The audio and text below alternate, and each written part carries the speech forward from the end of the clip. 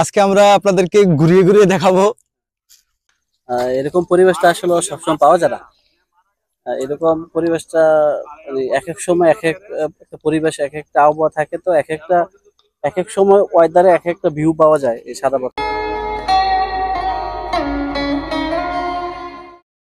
এই হচ্ছে আমাদের বাইক, ওই যে উপরে আমাদের বাইক।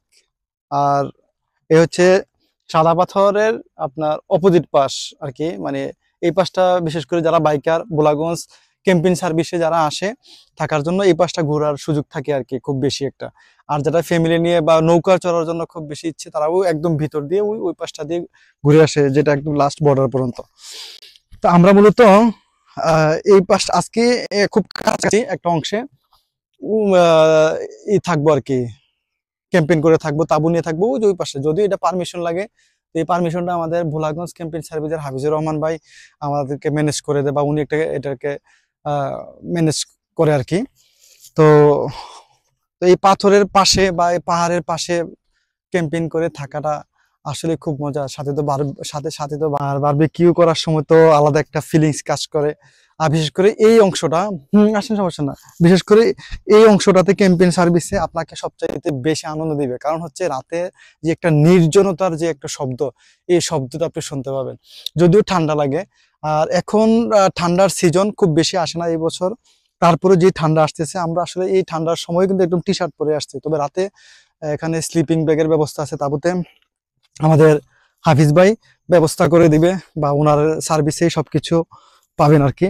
আর সন্ধ্যা মুহূর্তে কিন্তু এখানে পর্যটক আসতে পারে না বা থাকে না, এটা টোটালি নিষেধ আসা।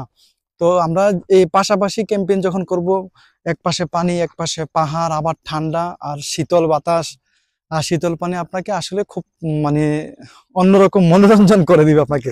তখন এই পানিতে দুপুর হলে গোসল করতাম, আজকে আমাদের গোসল করার ইচ্ছা ছিল, বাট সন্ধ্যা হয়ে গেছে, নিজের ঠান্ডা লাগতেছে, এই কারণে আমরা গোসল করতেছি না।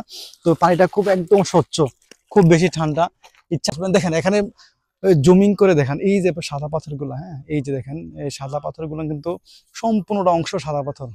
আর আমাদের এই হাবিব ভাই কিছু বলেন, কেমন লাগতেছে আজকের এই মুহূর্তে? এখানে আমি অনেক বছর আগে প্রায় 2019 সালে আসছিলাম, আর আজকে আসলাম 2024 সালে ডিসেম্বর মাসেই। খুব ভালো লাগছে। এরকম পরিবেশটা আসলে সবসময় পাওয়া যায় না। এরকম পরিবেশটা মানে এক এক সময় এক এক একটা পরিবেশ, এক একটা আবহাওয়া থাকে, তো এক এক সময় ওয়েদারে এক একটা ভিউ পাওয়া যায় এই সারা বছর আসলে। তো আলহামদুলিল্লাহ, অনেক সুন্দর একটা পরিবেশ, আল্লাহর সৃষ্টি নিয়ামত, এগুলো দেখা আসলে প্রশংসা করার মতো।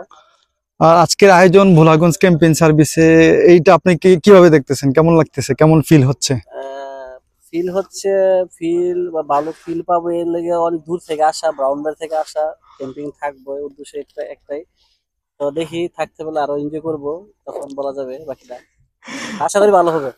ওকে, ভালো রাখার জন্য, ভালো ফিল করার জন্য, আনন্দ পাওয়ার জন্য আমরা আসলে শুরু করতেছি আজকে ক্যাম্পেইনে থাকা। আমরা যদিও সিলেট শহরে থাকি, তারপরে এখানে আসতেছি শুধু একটু এনজয় করার জন্য। ঠিক আছে, এই হচ্ছে অবস্থা। আজকের মতো এখানেই বিদায় নিচ্ছি, আল্লাহ হাফেজ।